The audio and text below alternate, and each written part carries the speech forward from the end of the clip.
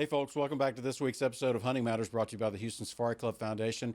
I'm joined in the studio this week by my guest and longtime friends Leo Martinez and his daughter Madison Martinez. Hey, guys, how's it going? Good. How are Thank you? guys for coming up. Yes, sir. If I doze off, while we're doing this interview, just kind of nudge me. We just had a bunch of Mexican food, so Really good Mexican food. about to have to take a nap.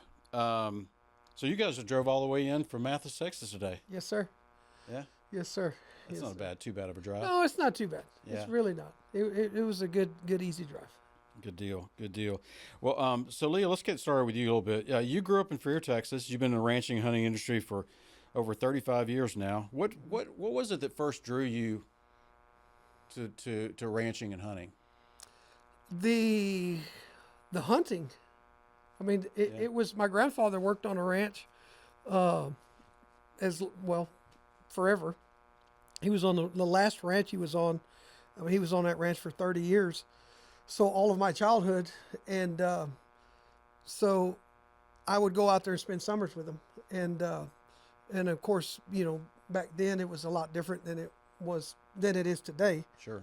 But so we would get to go hunt. Of course, we started out hunting rabbits and kind of worked our way up from that. But and I thought my girls did the same thing to me.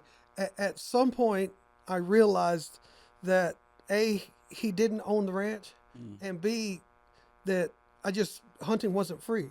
I was like, what do you mean? Because we go shoot rabbits, or we could go call coyotes, or we could go do this and this and shoot a doe here and there, some stuff like that. So it just from being around on that ranch, it just really wanted me to get into it because I was fascinated with the hunting. So yeah. And then Madison, next generation. Yes. Here you are. I was in his truck growing up all the time. Yeah. I just loved it so much. Yeah. Yep.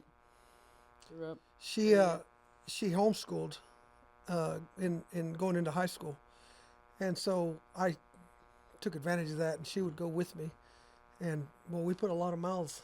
A lot. She put a lot of miles. She rode a lot of miles with me, Yeah. doing stuff. So, What was your first recollection of? I mean, you've been doing it since before you could walk, but Yeah. It was really when we were in Freer. He was working at G4, and that's when I kind of got older, and I was spending a lot of time with him, and I realized, I thought, he's going to do this forever. Because I could just see that he loved it so much, and I thought, this is what I'm going to do. And once I met everybody, and we still talk to people from that ranch. We met so many friends and contacts from that ranch. But from then on, I really started getting into it. And then when we got here in Mathis is when we really kicked it up, because there's so many different aspects to the ranch, because we have cattle and deer. So I really got involved then. right. And for those of you who are tuning into the podcast, watching or listening, Leo Madison run the DEA Ranch in Mathis, Texas, south of San Antonio. It's really in a special part of the world, and I always tell people, I'm like, where are you going? I'm going to DEA Ranch. Oh, did DEA take it over or something? Was it a drug lord that owned it? So just for clarification, it's Dancing Elk Alexander Ranch. And I always like to tell people that story because it's named that because why? well, I haven't really just dug into the background, Yeah. but so we have a wedding venue, and we have elk on the ranch, and it's the owner. I think it's just one of his favorite animals Yeah. is the elk, and I think it's kind of a play on words because of the wedding venue Right. with the elk, and so I think that's how they came up with Dancing Elk. But that's a great question because I'm going to ask. I'm going to ask him because we don't really think Yeah. about it. It just, Alexander's is his last name. yeah, The owner's Alexander's the owner's last name. Yeah, so. and I'm thinking like a Native American name, native Dancing Elk. Yeah, Yeah. yeah. What's your Native American name? Dancing Elk. Yeah, Dancing Elk. Yeah. That venue you bring it up, that the property down there, those people see it, don't understand. And I've been fortunate enough to be down there with you guys on many occasions, and it's unique in that you guys have a full scale operation on steroids, if you will, because you've got a hunting operation for whitetail and exotics and turkey and dove. Then you're right there at the coast. You can take customers on cast and blast and go down fishing. And you had your background. You were a boat captain for years, so Yes, you know sir. everybody down there who's good to go out with. Yes, sir.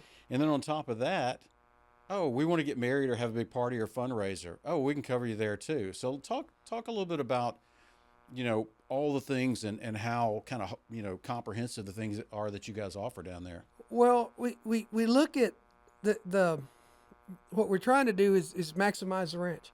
Everybody wants to, you want to make everything you can and still take care of it, not just pull and pull and pull. Mm-hmm. So we're thinking, okay, what can we do to generate income? So the wedding venue is up on which we call the front of the ranch, but it's on the back side of the ranch. So we have the wedding venue and we host, weddings, parties, quinceañeras, just anything you could think of. Then we do the commercial hunting operation. Also, we just here about, I don't know, a year and a half, maybe 2 years ago, kicked off our beef program.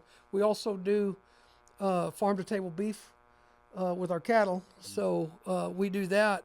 And the whole idea is generating the income off of the property and keep it moving in the right direction at the same time. So that's kind of where everything ties in together. So the other thing is like our beef program. So since we started doing the farm to table beef, now we use the beef at the lodge for the hunters. We also use it for catering at the wedding venue. Right. So that ties in. So everything kind of ties in together. Yeah. And that's kind of what we were looking for. It's really good beef too. I mean, I've tasted it in burgers and steaks and everything else. Our producer Johnny over there salivating. I mean, it's.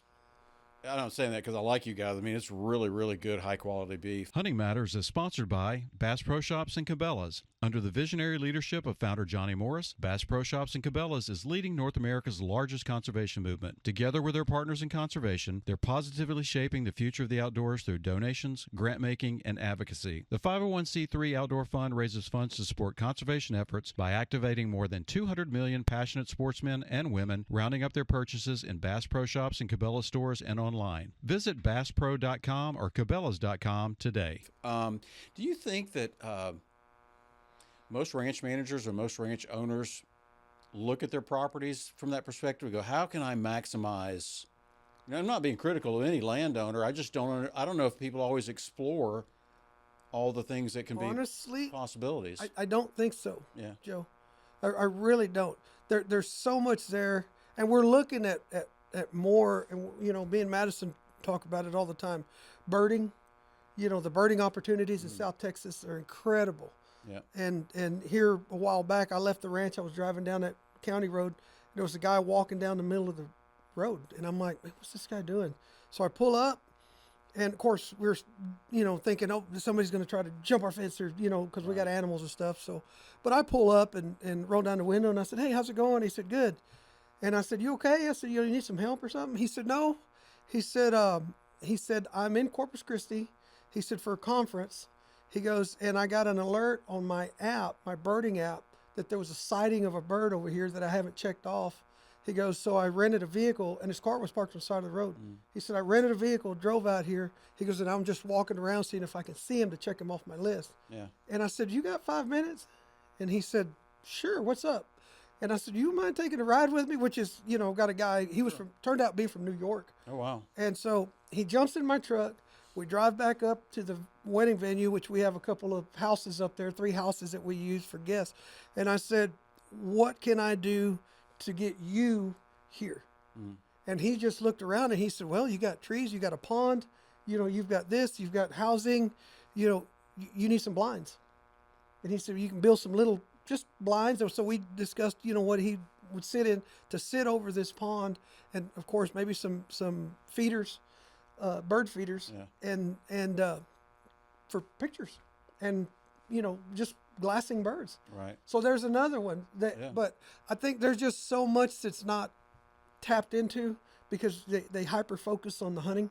Yeah. And nothing against it. Sure. I've been on ranches that, hey, this is all we want to do, and this is it. Yeah. You don't want to deal with the people. They don't want to deal with, someone coming on the ranch or whatever the case may be. But we've kind of trying to turn it into, an all around deal. So yeah, I think there's a lot out there that people don't even think about. Like I said, like not just what we're doing birding, nature tours, stuff like that. Yeah. Yes, sir. Yeah, I don't Absolutely. think there's an inch of that ranch you guys don't use. No, we try real hard to cover it Use it all. all. So Madison, since your dad and I are near that same age group, what is it that you bring to the table that you're kind of like, hey, Dad, maybe we should think about this, think about that? And I'm sure that I see him shaking his head, so I'm sure there are things and ideas you bring. A lot of it, there's so many newer products that you kind of have to open yourself up to. We try to use a lot, and even our social media. A lot of it is on social media. That's the way you reach everything, even hunters. Oh, I saw you on Facebook. Oh, I saw somebody shared you. Oh, I saw you in this group. I saw you here. So it's really just doing that. And I literally just had this conversation with them. I think everybody is like in their simple era where they don't read. Mm-hmm. So our ads, they can't have a lot of wording. It's pictures. Yeah. So we'll just do our logo with 4 pictures and then our email and name, and that's it. Yeah. And it gets people's attention because our younger generation is TikTok, Right. Instant 3 gratification. second. And, Yeah. and they're used to scrolling. Well, even adults now. Adults I mean, now, on my news app, if I'm looking at the news just trying to catch up at the end of the day, I look at the headline and the first paragraph. And you're And if I'm really drawn in, I'll read the rest of it. But most of it, I'm on to the next story. Yes. Mm-hmm. It's weird how our brains have changed over the past several Yeah. years, where we consume only small bites of information. And that's why I was shaking my head with, Yeah. with her. The technology side that she does for me is incredible. Yeah. Emails, she And we just talked about it even with the cattle, like the way he used to do it. Me growing up, it was totally different to what we have now. I mean, they have at one of the conferences we just went to in College Station, they have collars that go on your cows where you can do virtual fences, where you don't even have to build fences anymore, and it's all on your phone. Oh, you can just draw the line and it moves them across your pasture. That's our next thing. Like a dog fence. Yes. Yes. And so we're just like, 100%. so everything's changing, and you try to keep up as much as you can, but not fully changing who we are. So what that does to us, for us, Yeah. it ties into the conservation. So we can manage our cow herd to graze where we want it, when we want it, and we can move it where we want it, when we want it. And so we're already rotational grazing the ranch because we feel like it does better for the ranch. So, and just the other day, I was talking to, there's a gentleman in Divine, Fred Morales. They own a feed company, and they provide some of our feed for us. And he is just huge on the conservation stuff. And me and Fred will have conversations on the phone for an hour over, different things to plant and the soil health and, the animals and this and that. And I told him the other day, I was talking to his son Daniel, and I said I stopped the truck, I turned it off, I grabbed my binos, I was looking at some cattle that we had moved into a pasture, and there was some black buck mixed in with them up there in the front. I said, I was looking at them, and it was in the morning, about 7:30 in the morning, and I heard a quail, a bobwhite, and I just it just caught my attention. Yeah. And I told Madison later, I said, I didn't geek out over it, but I did. I was like, quail. I heard one, and then I heard another one answer. Yeah. And it's been a minute. It's been a minute since we've heard the quail. Well, of course, we had some great rains this year, but I really think that just what we're doing with the cattle and the rotational grazing and moving them in, moving them out, we're not cutting hay. We're not. We made the decision to not cut the hay and let's let our grass grow for cover and try to get some different species instead of having a monoculture of coastal. Yeah. And in that hay field, which now has croton coming up, and it's not going to overtake with weed satch or nothing. We're trying to keep it clean, but Sure. stuff that As value, as natural it landscape has as possible. value. Yeah.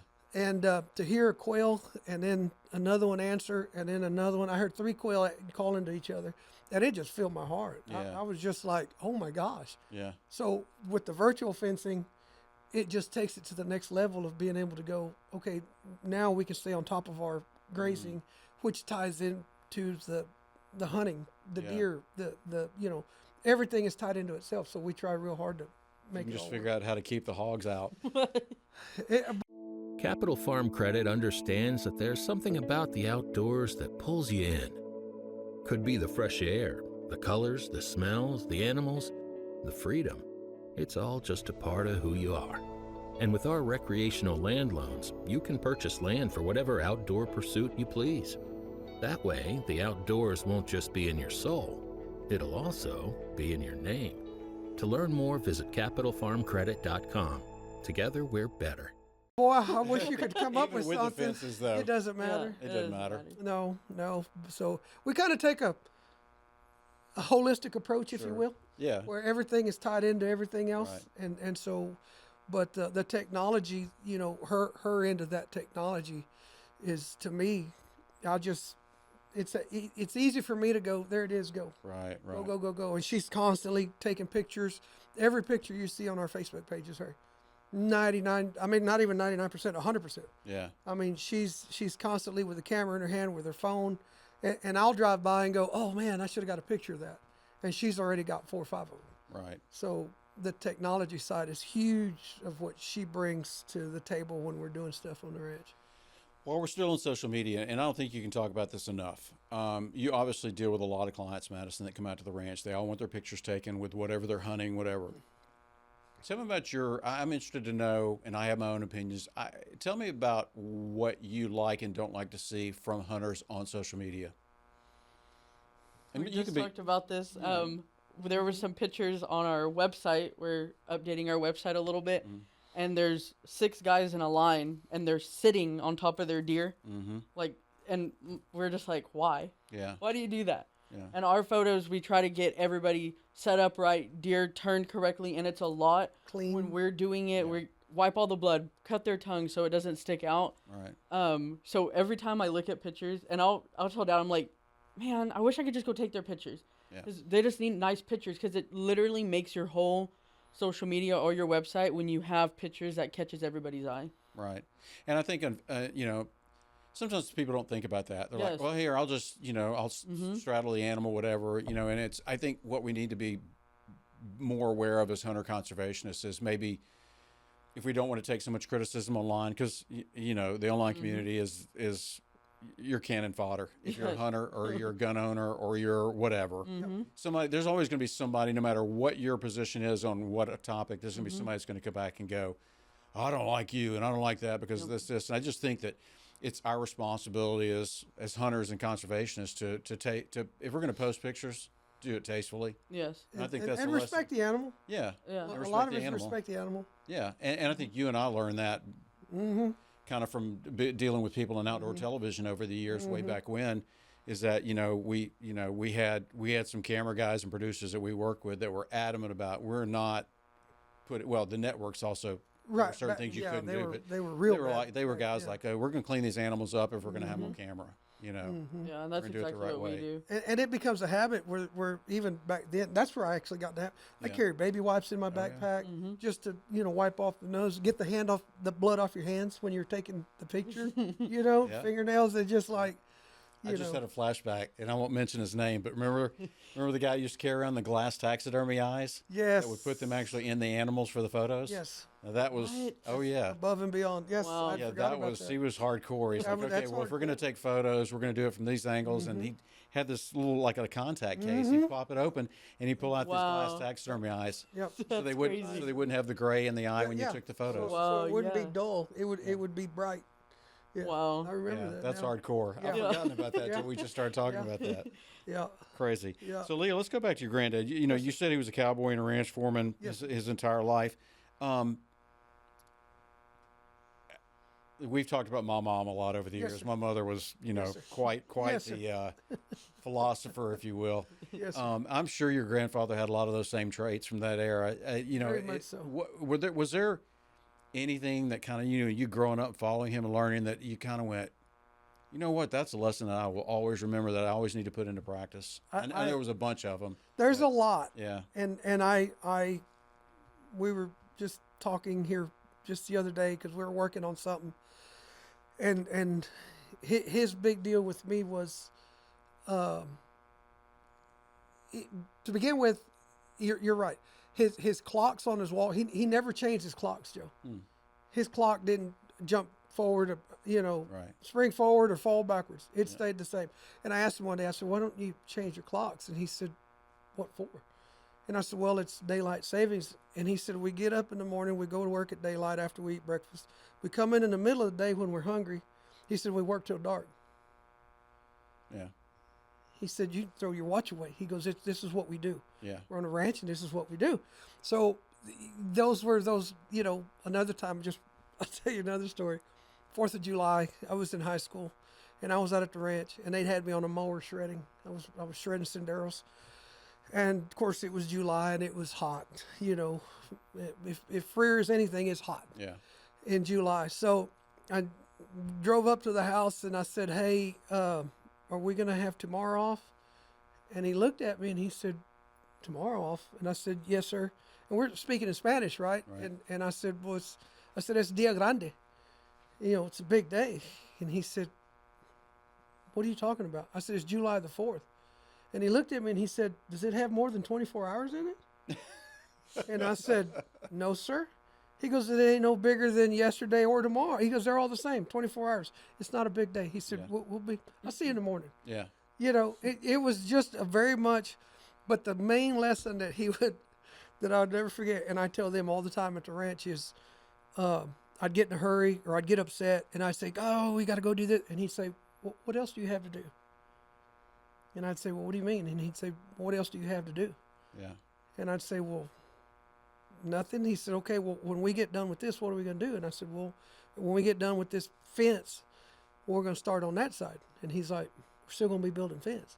Right. And I'd say, yes, sir. And he'd say, okay. There's no reason to get in a hurry, no reason to get upset. Just do it right. Yeah. Do it right the first time. Yeah. And that stuck with me is, what else do you have to do that is so important that you can't do the job you're doing right? Right. Because there's always going to be something else. There's always going to be something I else. struggle with that every day. I'm like, I got to work on this. I got to work on this. And then you're like, well, okay, let me just finish this. Let me get this project and done. then I can start thinking. And then we'll go here. And that was his big deal. I think the rush and pace of life has changed so much that now that we're like, man, I wish I could be like that. Yep. Yep. I mean, because everything else is zooming by you, and it'd be great if everybody kind of take a step back and take a deep breath and go, okay, this is the way. And it was a different life, of course. And we were talking about it just the other day.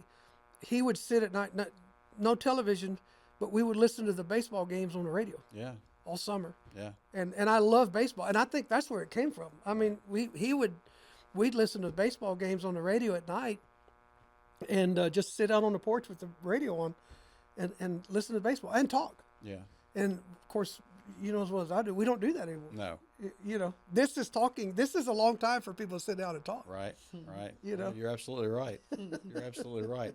Hunting Matters is presented by Copandero Indoor Archery Pistol and Rifle Range, your premier indoor archery pistol and rifle shooting destination. Located in Oak Ridge North, right next to the Woodlands, Copandero offers 2 25-yard pistol ranges, a 100-yard rifle range, and a 25-yard archery range. Whether you're honing your skills or just starting, Copandero has everything you need, including rentals, classes, a retail store, an in-house cafe, and a VIP lounge. Join Copandero today for an unmatched shooting experience. To learn more, go to copandero.com. Is there, over your time, you've run several ranches and different terrains, different climates, different things over the years. Is there something that I'm kind of curious where your brain goes. We never want to change jobs and never want to have to start over again. But I'm kind of interested to what is your brain that first week when you're like, okay, I'm being called to go do this here. And now I'm taking over this ranch. I'm sure there's a lot of stuff you got to think about, like, what does the owner want, or what does the ranch need, or what is your, if I got a guy coming up, for example, that's a young guy and it's his first job, or he's looking for a job as his first job as a ranch foreman. What is it that you do on your first week on the job other than move in and figure out where everything is? The biggest thing is figuring out where everything is, but you also, some of the most important things to me is finding out what the owner's goals are. This place in particular that I'm on, and I love this place. I absolutely love this ranch. It's beautiful. It's in a great part of the state. And I've been all over this great state of ours, and East Texas, South Texas, Carrizo Springs, Freer, you name it. I've been all over. Lived on a ranch and outside of Crockett, so I've lived in the piney woods, but I think the big thing is finding out what the owner's goals are. First and foremost, and go, okay, what do you want to do before you even take the job? So like this job is what I was getting at. You know, I was like, when we interviewed, you know, when I asked him, I said, what are you doing? What are your goals?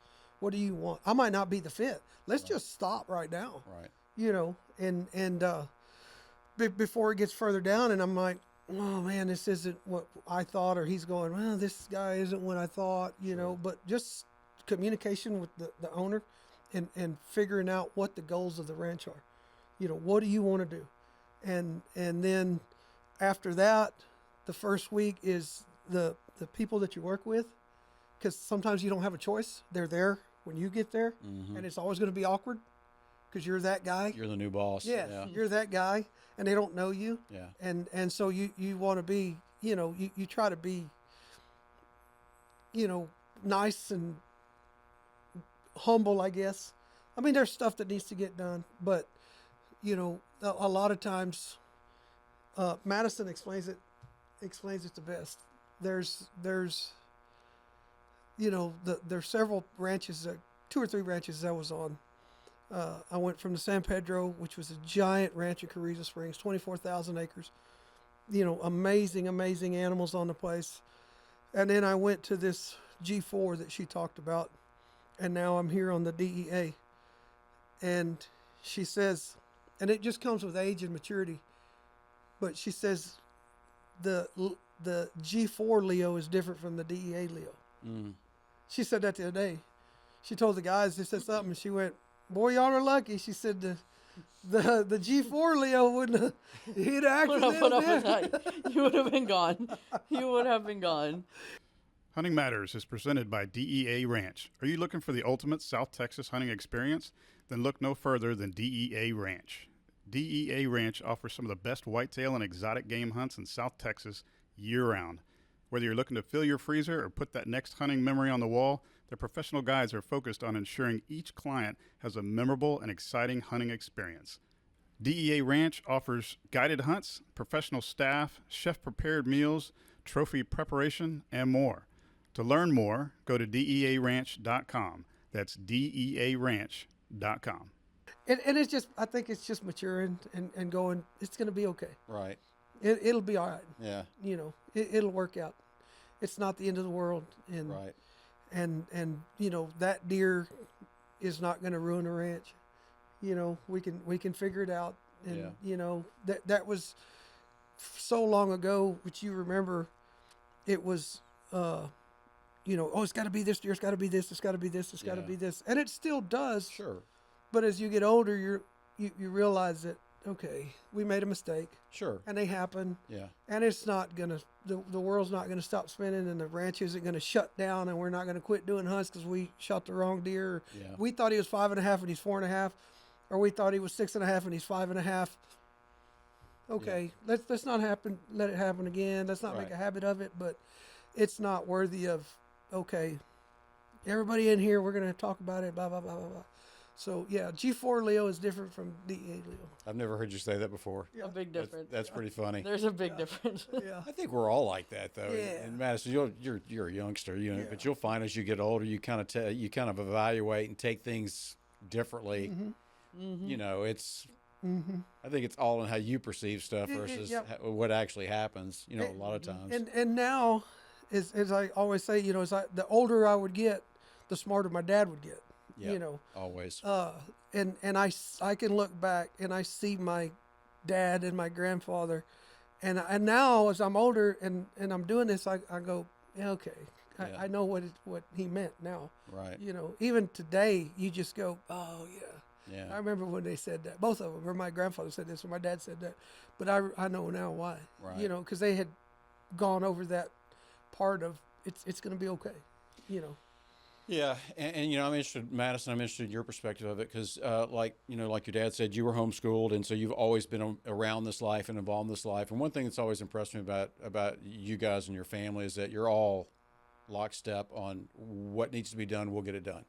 You know, I mean, yeah, it's work, it's hard. There's always days you're like, you want to roll your eyes and go, or I don't know if I can get up for another client when I just had a group of 10 just leave. I mean, that's one thing I think a lot of people don't understand is that you guys, every time a new group comes in, that's their first day. It's Could be their their first hunt. Could be the first time they've ever been with you. So it's got to be fresh and new Yes. for you too. Every hunt's our first hunt. Exactly. Yes, And sir. I think a lot of people forget about that. You know, they think, oh, well, I'm the only hunter they've got this season, you know, but you guys have to recharge. And I think that's kind of a testament to you guys, because y'all all pitch in. Y'all do what needs to be done. And I would be interested to know your perspective of, you know, what all's involved, because it's not, I mean, you guys have people that you pay to work for you, of course. You know, you've got to have a lot of hands in so many, especially since the ranch has so many different facets of operation. Yes. But talk to me about the importance of family and being involved and understanding what each of you has to go through as far as this day-to-day operation goes. I think the biggest thing is being so tired and still having family time, and we never mix the two. And yes, we work together and we bump heads. Trust us, we've had some moments, but we never take it home because our job is very tiring. And a lot of people, and even on Facebook, they'll be like, "Oh, it's so fun! It's so fun!" And I told them, I said, "That's just a picture. Yeah. The backside of this, we're working long days. We work deer till 1 a.m. trying to run them in. We work cows at starting 5 a.m. trying to load them in to get them to the sale barn fast enough. And so it's longer days. But the team that we have there is one of the best teams ever. And it makes our days, even though they're long days, they're still fun days. And I had posted on Facebook, and it's a hard life, but it's a good one to live. And growing up and hearing my grandpa talk about it and tell stories of his dad and seeing my dad do it and sacrifices that were made. We wouldn't see him all hunting season, but he was still at every school function, church, everything. He was still there for us. And I appreciate it now. Growing up, I was just like, oh, yeah. And now that I'm doing it, I appreciate agriculture and our family, how tight-knit it is in agriculture. And I just told Dad, I said, we're DEA Ranch and us, we're leaving one little footprint in agriculture. Yeah. And it's just a different life. It's hard to explain for someone that's not in it. Right. She said something the other day. I'll say the other day. She said something a couple of years ago, 2 or 3 years ago. We'd just gotten through with Thanksgiving dinner, and she walked up, and of course we'd hunted right up to it, and we were going to hunt right after. And so she walked up to me, and we were in the kitchen or somewhere, and she walked up and she said, "Now I know why you slept on Thanksgiving." She said, "I get it." Yeah. Because I'm like, hey, we eat, everybody, family time. Oh, we're going to sit over here and maybe visit or and I'm said, okay. And I'd walk, and I was laying down, and I was I'd always out. be like, oh, Dad's asleep. Oh, Dad's in Yeah. the room. And now I'm on Thanksgiving, like I got to be awake because we just had hunts. We hunted all of September, all of October, and we still have 5 more hunts after this. Yeah. So she gets it. She said, and it made me feel good because I wasn't trying to be rude, but I was tired. Yeah. But she gets it now. She's like, no, I know why you sleep, because you're tired. Sure. You know, I understand that now. Yeah. So Nobody wants to imagine an emergency on a hunting trip, but when the unexpected happens, you want the team of medical and security experts at Global Rescue to be there for you. Global Rescue Operations Centers are staffed by experienced personnel, and you'll always speak to an expert on the first call. Global Rescue provides unparalleled capabilities to transport members to the hospital of their choice, not just the closest. So trade what-ifs for peace of mind with convenient travel services designed for the unexpected. Learn more at globalrescue.com/huntingmatters. Your dad's getting smarter the older you get. It Yes. happens to all of us. You Yes. can admit it. It happens Yes, to all yes, of us. yes. It happens to all of us. You know, DEA Ranch is one of those that offers, you know, you're seeing it more and more in Texas, but you guys have been doing it for a long time, is offering that unique balance of exotic game as well as native wildlife. How do you, you know, I kind of want to talk about conservation a little bit. How do you manage an ecosystem for all those diverse different animals? it's Because they all have their own needs. they all have their own Some needs. animals only eat so much grass or this type of grass or Yeah, and it is the sometimes you're the guy juggling the balls or spinning the plates on the stick. You know, we're trying to keep this one spinning and got to run over here because there's just so much. But it is diverse, and you do have to think of, like I said a little while ago, our grazing plan. You know, and we've got a grazing plan. You know, we've got a breeding plan on our cattle that goes into 2027 right now. So we're looking 2 years ahead on our cattle of what we're going to do and what direction we're running. So we try to do the same thing with our animals in the pasture. And I know that sounds crazy, but we're looking at, okay, so our almost on an individual basis, Joe, like our black buck, we have a very strong herd of black buck, and we're like, okay, we're good with that. But hey, this is down on our survey, you know, whether it be the addicts or whether it was literally we have A to Z. You know, we go from addicts to zebras. And our addicts had they suffered a little bit, even with that big freeze. We had lost some, you know, a couple of 3 years ago, whenever it was, and 2021. And so our addicts heard, so we were like, okay, now we got to make a decision. You know, we got another breeder in, brought him in, and we leave it untouched. We're not going to, and I've had guys, we've got addicts in there that, I mean, I had a guy that just said, he said, how much are the addicts? And I said, well, we're not hunting them right now. You know, I said, we're going to grow our herd. We're going to kind of hold them a little bit. And I know that sounds crazy because people say, well, so what? Just go buy more. Right. Well, this was a really good one. And the genetics were what we wanted and what I wanted. And I thought, no, I need him to breed a little bit. And of course, you know, some guys are, well, just tell me what it takes. And I said, well, there's not a number. Well, give me a number. And I said, you don't understand. I'm, you know, I said, let's not play this game. Right. Let's go hunt another animal. Sure. You know, and I said, don't put me in that position because yes, I'm going to have to give you a number and then you're not going to like it. And then we're going to spend the rest of the day going, I told you. And so, you know, in all fairness, he pushed and I gave him a number and he didn't like it. Yeah. You know, I said, well, this is what it's going to take. And he said, well, that's $2,000 or $3,000 more than what they're selling. And I said, no, you just, I mean, It's like a buddy of mine that used to be a professional athlete, and people say, how much you charge for speaking fees? And he gives them an astronomical number, knowing they would never meet it because he didn't like to do public he speaking. don't like to do this. Yeah. So that's what I thought. I thought, okay, well, if you take this, great. But so, yeah, it is a lot of just paying attention is most of it. Seeing how the animals are doing. Of course, you want everything to do well. We put out so much, you know, protein feed, and then we'll do some cotton seed, and just depending on what times of the year is what we're doing. But it's a juggling act. What is the biggest obstacle? I mean, I know there's a lot, from rain to weather, whatever. What is one of the, you know, some of the biggest obstacles for managing a ranch to make it sustainable for wildlife and cattle as well, like you guys do? I don't know. You know, Joe, the rain, the rain, we're guy told me a long time ago, we're in South Texas. You're either going into a drought or you're coming out of a drought. Constantly. We're never at that point to where you're just going, okay, this is great, because we might be great for 8 months and then all of a sudden we're going right back into drought. To me, the biggest factor is water, whether it be in ponds for drinking or whether it be falling from the sky to help the ranch. Water, you know, Jimmy Rutledge told me a long time ago, which I don't know if you know Jimmy, he's one of the greatest biologists I've ever met. Great biologist, great conservationist, brush guy. I mean, he wrote the book on brush, literally. And we were driving around the ranch one day, and I was peppering him with questions, you know, hey, what about this? What about this? And he said, Leo, it's not that hard. He goes, it's pretty simple. And I said, really? He said, yeah. He said, you just add water. Yeah. It's real easy. And I'm driving, and I went, Yeah. thank you, sir. You know, it's simple. Just add water. We'll just order some from Uber Eats or just something. add water. Everything's easy. You know, and I mean, he was being sarcastic and facetious, but you know, but probably because he was tired of my questions. But the water is probably the biggest thing, and we're very fortunate. We've got water in our ponds. We've pipelined water to them where we can open a valve on purpose because we know how important it is.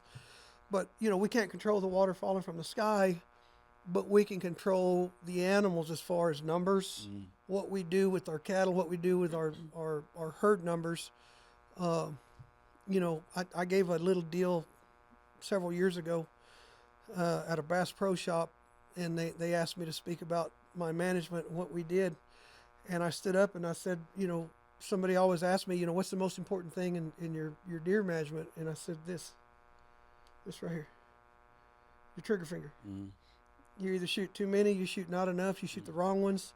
I said, there's a whole lot of things. I said, but this controls pretty much everything on this ranch because it's a numbers game of what you do. And then when you get into that, then it's like the right ones. And, you know, so there's a lot of decisions that go into how do we manage this deal. Nowadays, they can take a helicopter and, you know, catch your exotics and get them out. And you don't have to hunt them.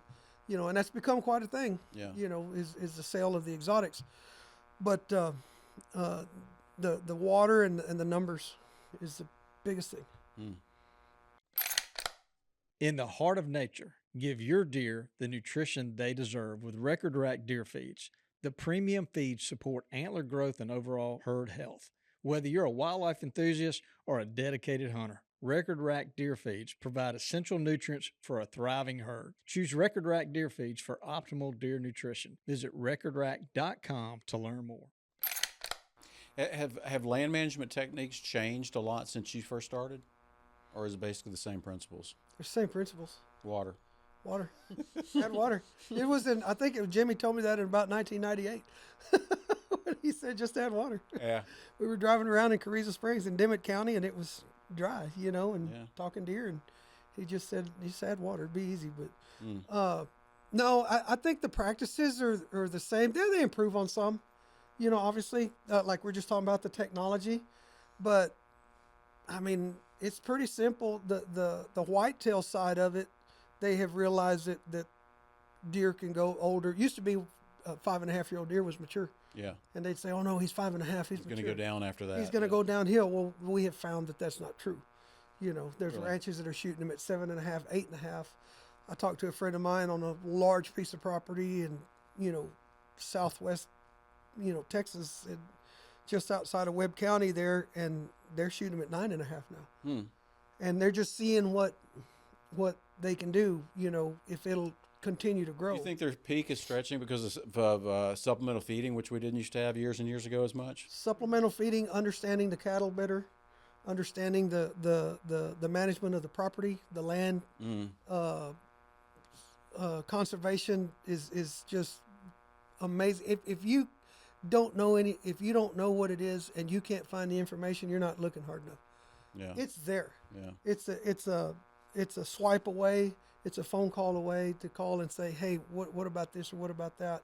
And has probably better at that than anybody, is not being scared to pick up the phone and call and use those contacts and use those people that she's met.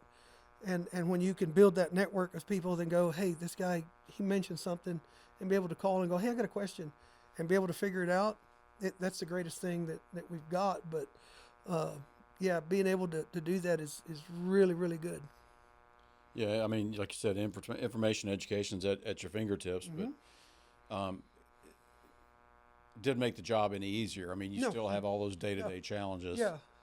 And you and I actually learned something about turkey habitat a couple of years ago here. I was amazed when you sent me that. We both had an aha moment on that I just one. felt like, okay, well, that makes too much sense. That just makes too much sense. Madison, you slapped him on the back of the head. Should have known that. No, actually, you sent that podcast to both of us. Yeah. And she called me, and she said, hey, have you listened to that podcast? I was on a tractor. She said, you listen to that podcast? And I said, no. I said, I haven't yet, honey. She said, you need to stop what you're doing and go listen to it. And I said, okay. So I Don't cut anymore. Yeah. Don't cut any more grass. Yeah, and I'm Stop. on the tractor, so I put my earbuds in, and I put it on, and I set my phone down, and I'm just like, listen to it, and I'm just like, wow. Yeah. This just makes all the sense in the world. And that's why she's like, you really need to listen to this, because we should have been doing this a long We're dumb. time ago. Right. Yeah, we're dumb. How easy was Dumb. this? You just had never heard of it. It was just- I was like, holy cow! I gotta send this to Leo Madison. We were like, what? Well, we were trying to make an easy situation difficult. Yeah. Joe. We were out overthinking Right. what needed to be done, when all you need to do is cut some lanes instead of, my thought is always the more cover the better. Right. Me too. And That's that's why it was such a that's shock the way it to me. should be. When, hey, well, where are they going to walk? They're birds. They're turkeys. Yeah. And so now we cut lanes, and the birds walk right down the lanes. For people who are watching and listening to the podcast, the revelation we had a couple years ago was listening to a podcast where this famous turkey wildlife biologist basically was like, you want to improve your habitat, cut lanes in your plains and your grassy areas. Your grass and Because the undergrowth. human nature we all thought was more cover the better for the birds, but these birds, these turkeys, like to see over their They can see where they're going. and their predators, and they want to see their surroundings and stuff. And that was a real aha moment. I think all three of us in 24 hours went, whoa, wait a minute, the Earth just tilted on its axis a little bit here. Madison, I want to talk a little bit about women in this unique field, because One thing that I've observed over the years is whenever we host youth hunts and we've got young ladies that are high school age, they seem to gravitate towards you. And part of it, you can tell me what your impression is, your interpretation is, but part of it I think is like, wow, there's a woman here doing this, everything. And, you and I have joked and laughed over the years, but some people, the old school guys come to camp, go, hey, I sure would like some coffee. And you're like, well, there's the coffee pot over there. Yeah, go make yourself. I'm not the wait staff. I'm not the chef here, but it's unique, I think, and I'm guessing you have that same thing happen to you when adult female clients come in as well. Talk a little bit about that. It's hard to be a woman in this industry. It really is. I've put up with a lot of comments, and some of them are joking, some of them aren't. And I take them and I just do the job the same way I would do someone that doesn't make the jokes. I've guided people that have sat there and said, what are you going to do? Just clean? You're going to wash the dishes, cook dinner? And I'm sitting in with a blind telling them what deer to shoot. Yeah. And in my head, I'm like, I cannot let you shoot anything this weekend. Right. But I'm going to be nice. I'm going to bite my tongue and I'm going to be nice. Guide the guy. When you think the guide's the cook, that's even worse. And I'm like, I can make your life miserable, but I'm not, Yeah. And I think a lot of it, I mean, you don't see a lot of women doing as much as, not to like pat myself on the back, but a lot as I do, because I'm involved in everything. Right. I run the cattle operation. I do the breeding side of it, and it's a lot. And even guiding, hunting, taking pictures here and there. I'm calling people with our cattle operation going, hey, I need this, and this. And okay, now we're going to breed this mom side of it. And where's this dad? And where does this come from? And I've had men tell me, how old are you? Well, 24. Oh my gosh. I wish I was you at 24. Yeah. If I would have known everything you know, and it's like I always tell Dad, and it's my favorite saying I always tell everyone, you have 2 ears and 1 mouth. You listen more than you talk, and you'll learn a lot.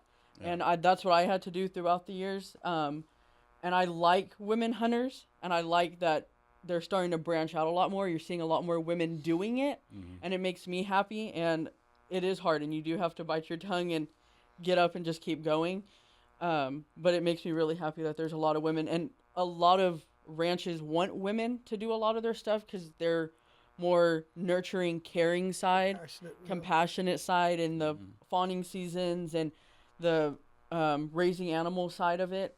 And even our vet team, the vet that we deal with our giraffes, they're mostly women, and they're some of the best vets that we've ever talked to, and they're just so nurturing and caring.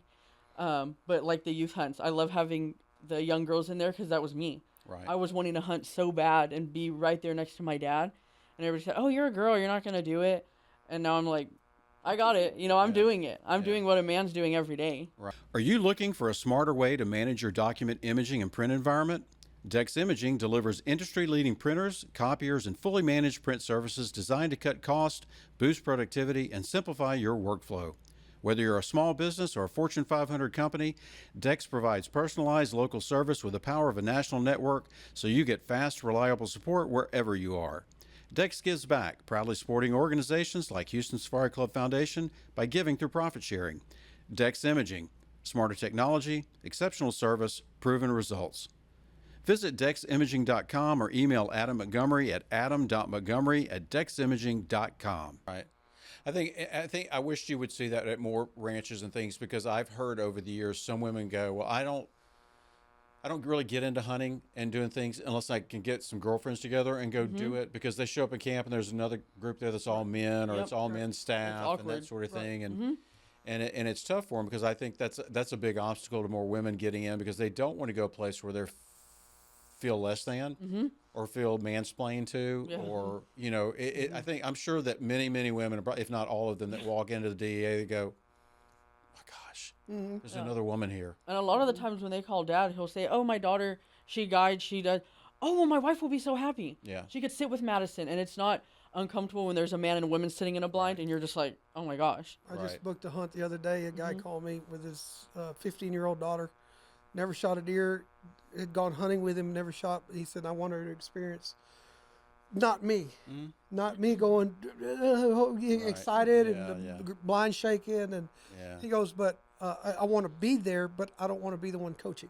He said, if that makes sense. I said, oh, it makes perfect sense. I said, because, when Serena, my oldest daughter, when she shot her first deer, or, we were hunting, And she stopped. She was looking through the scope. She stopped. She looked at me and said, "You're going to have to stop shaking," because the blind was moving. And I was just so excited that I was shaking the blind.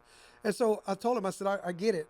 So, but this guy, when he called, I told him, I said, well, my daughter's here and she'll be more than happy to sit with her, and if she'll be more comfortable. And he was like, really? And I said, yes. And she's 24. I said, she guides for us. She does everything for us. I said, she'd love to sit with her. And he was like, man, done. Send me the details, so we got it, got the hunt booked. She's your secret weapon. She is. How we book more hunts. Well, you are the greatest guy ever. I know. Ever. I'm still Waiting on the award. Still waiting on the T-shirt. I know. Yeah, waiting on the award. You guys obviously have dealt with a lot of first-time hunters over the years. Yes. How is that how is that unique? I mean, it's Christmas morning. It's their first time ever. They're scared. They're nervous. They're excited. I mean, how does your dealing with those first-time hunter clients differ from the rest of them? I'll go first. I like them. Yeah. I do. I like them because they're excited and they're still not that nobody else gets excited, but sometimes you get into the okay, I'm going to go on another hunt and another hunt, and so it's might lose a little bit of its luster. But those new guys, man, I love it. I love the kids. I love hunting kids that are new at it, and even adults. I think it's exciting for them, and it excites me, and they tend to listen a little more than the, oh yeah, I know, I got it. Yeah. That to me is easier. Yeah, it's the same. Yeah. I mean, just seeing the excitement, even on the youth hunt that we have in, just seeing how excited they are, because we get caught up in it. It's just a deer. Oh, we're just going. And just seeing how excited they are to be on the ranch, it makes you so much more grateful for what we have. Yeah. I've seen you. I've seen after somebody does something for the first time, you get all giggly. Yes. We're all back at the cleaning shed, back at the cooler, and you're like, oh my gosh, you wouldn't believe what happened. Yes. Good, bad, and the ugly. I'm sure you guys have a lot of stories to tell on that. So, Leo, you've hunted everything from whitetail deer to elk and exotic game. Yes, sir. What is there a hunt that stands out as unforgettable for you?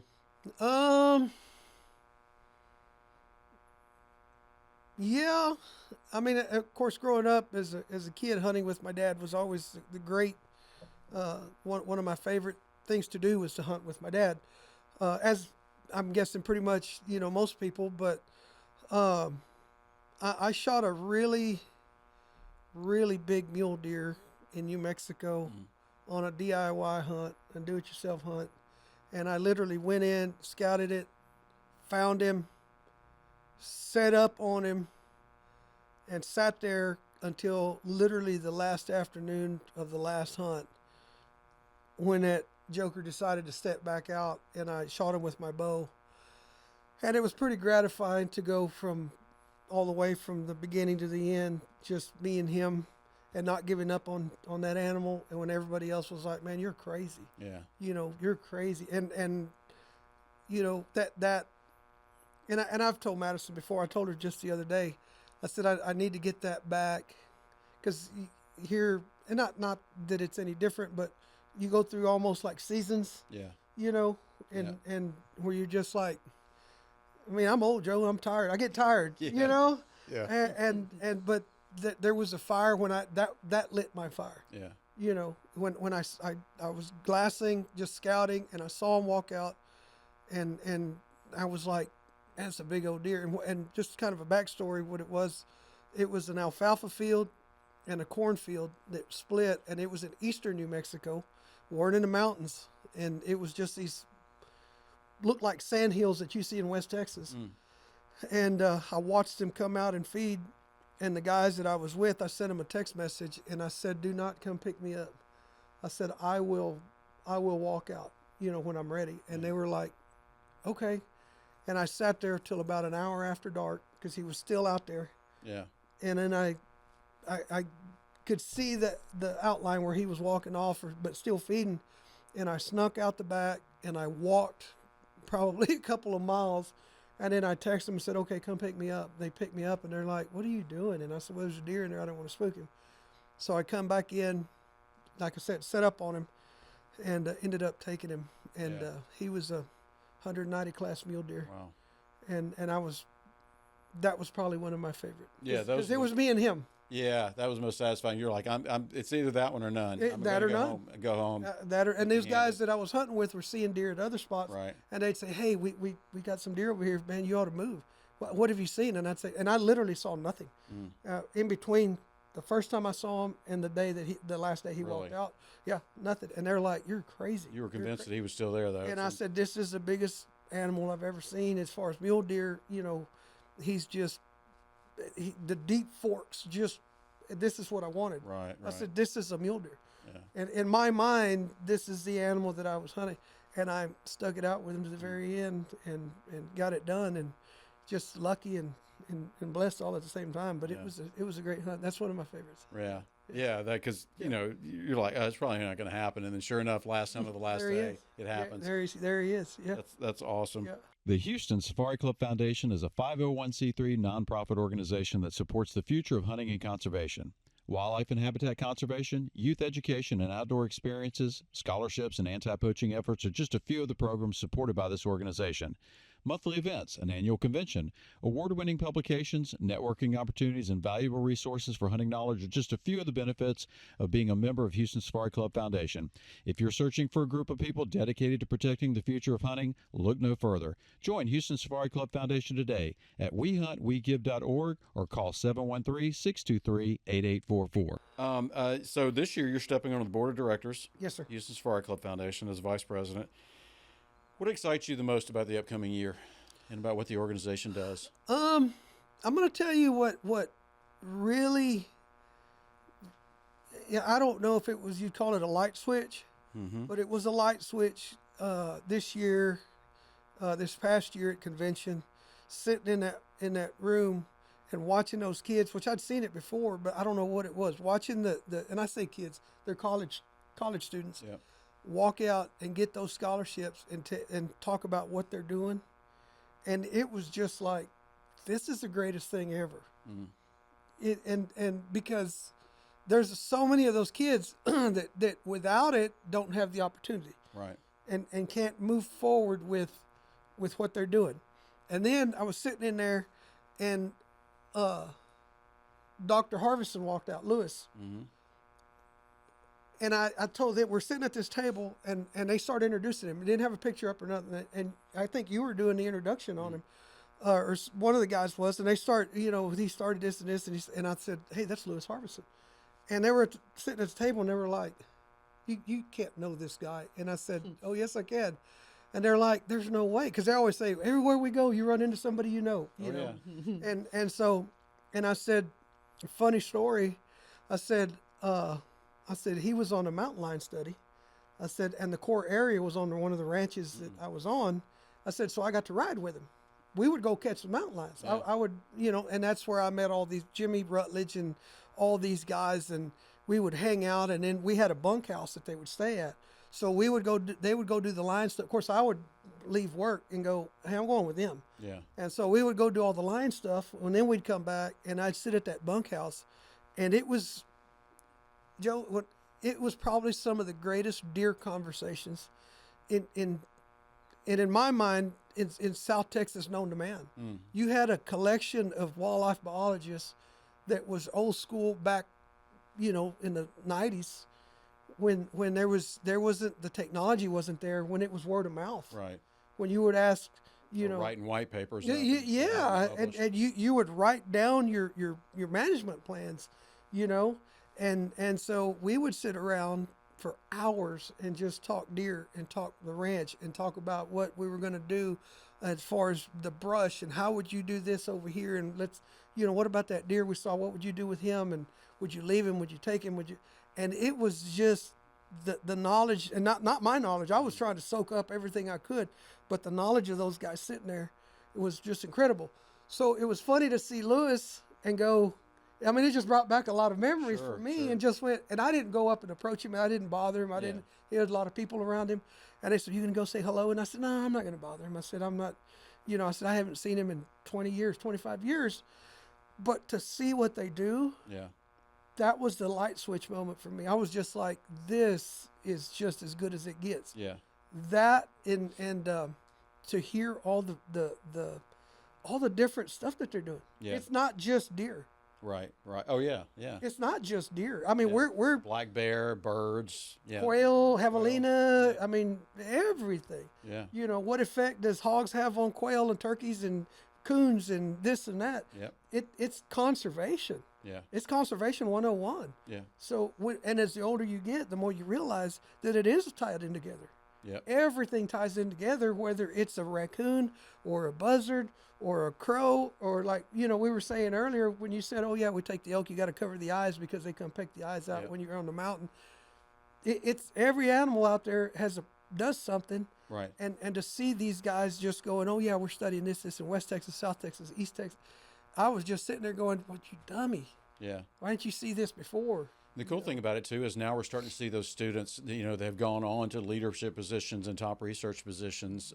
Levi Heffelfinger jumps top of mind. You know, he just applied for a grant to study something through Texas A&M. Yep.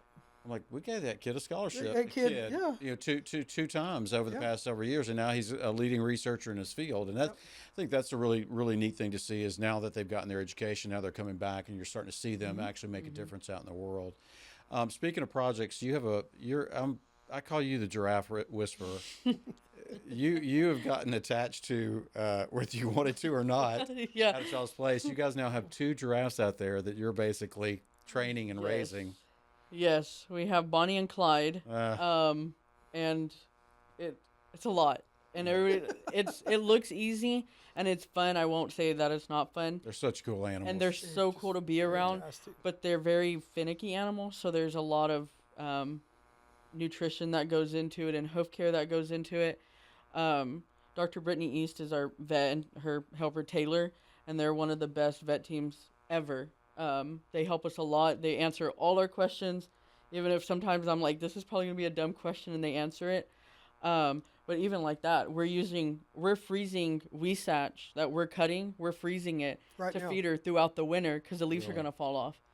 And so it's just another part of the ranch that we're using to help them. And even our vet was like, let me know how it goes. Like, everybody usually freezes willow and other trees, but no one's really ever frozen Weesatch before.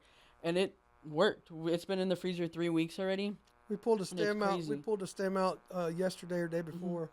We went and pulled a stem out of the freezer, took it out, let it thaw, and see how it reacted with 110-degree heat. And it looked like you had just cut it off the tree. Really? Yeah, it was crazy. So Wow. the browse is so important on them Yeah. for the digestive system that you have to bring plants in, browse in. You have to order it, Yeah. and it's not cheap. So we were looking at, just like you were saying, now that I think about it, how do we get our browse without having to have it imported from Florida? Right. Because they can grow it year round. Yeah. They're the ones that are growing it. And so we're going to freeze it, and we put it in a tote, and we froze it, and we're checking it weekly. And then a couple days ago, I said, hey, I think it's ready to pull, so let's see what it does, because it was frozen solid. Wow. So now what we're going to do is we're going to get a greenhouse, and Oh, great! Another project. for Another you, project. Madison. Another one. It never ends. And another it's like- project. Yeah. And it has it's going to have like 50 hibiscus trees in Yep. there that we're going to have to raise. Also while growing lettuce, because they eat lettuce too. And trimming down hibiscus trees. So, yes, And it's then another freezing, project. you know, but it's cool because, you know, we're doing it because we think, okay, well, yeah, it's more work, but it just needs to be done. Throw some peppers and stuff in there. You'll have vegetables. No, all we're year going to be round. doing that. The We are. peppers and tomatoes and some We are. squash and yeah, So we've we already can use it talked. down in our hunting operation in our So lodge. now we can take those So- down to Right, the right. lodge. So the DEA is like a holistic, self-sustaining, We're working on We're it. trying. self-feeding organization. We're working on If the it. apocalypse comes, I'm coming to DEA. Come on down. We'll go up at the top of the hill, Yeah. lock the doors, Yeah. yes. put armed guards out Bunker, at the bunker gates. down. We got beef, we got exotics, we got vegetables, Yes. Yes. Yes, sir. we We'll got have it all. giraffes to pet. Yeah. You can feed one, pet one, If ride you're one. feeling a little sad, we can go. Yeah. And hopefully here soon we got a baby on the way, hopefully. So. I got to admit, first time I met Bonnie, I was like infatuated. She came out, wrapped that tongue around my arm. I was like, oh, she likes me. So cool. Well, guys, we've zipped through an hour here. I have tons of other questions, but you know, our time's kind of up, so we're gonna have to have you guys back. But Thank you so much for what you're doing. I know you guys have a big emphasis on sustainable wildlife management, habitat conservation, and making sure that all the parts work together and teaching others about it, which is really cool. I've seen you both firsthand have opportunities for our youth hunts to teach students about opportunities and careers in this field of work, and people are always, I always laugh. You told me the one story where there's this kid was like, "You mean I can do this for a living?" Yeah. And you're, Yeah. that kid, and that kid, he basically didn't speak to anybody the whole weekend. I'm sure he had issues, that Right. he'd been dealing with his entire life and stuff. But by the last day, it was like a different person. It brought it out of him, didn't it? Yeah, he was like really a different did. person, which is, Yep. we don't do it for ourselves, but Right. but at the end of the day, it's like, okay, Yep. that was cool. That's Yeah. why That was we a do cool it. moment, Yep. Why that we're here. we impacted and changed somebody. So, folks, if you want to check out what the DEA Ranch is like, we are hosting, Leo, Madison, and DEA Ranch is hosting a cast and blast coming up September the 18th I believe or 15th. I think it's the 18th. Yeah. Go to wehuntwegive.org. it's opening weekend. I've got so many dates in my mind, but you can go to wehuntwegive.org. Click under the monthly events tab, opening weekend of dove season. We're going to dove hunt Friday afternoon, Saturday afternoon, Sunday morning, and then Saturday morning we're going to get up and go down to the coast and fish out of Flower Bluff, Texas. And Leo knows all the boat captains down there, so it'll be a good, fun cast and blast. And you can sign up online at wehuntwegive.org, and then go down and fall in love with the ranch, maybe book a hunt for this fall or something coming up, or sometime next year. So, Leo, Madison, Martinez, thank you guys so much for being our guest today Thank on you for Hunting having us. Matters. Yes. We'll see you guys next week on the Hunting Matters podcast, brought to you by Houston Safari Club Foundation. Thanks and have a great week. Hunting Matters is a Houston Safari Club Foundation production. Please rate, review, and subscribe wherever you listen to podcasts. For questions or more information, email us at info@wehuntwegive.org.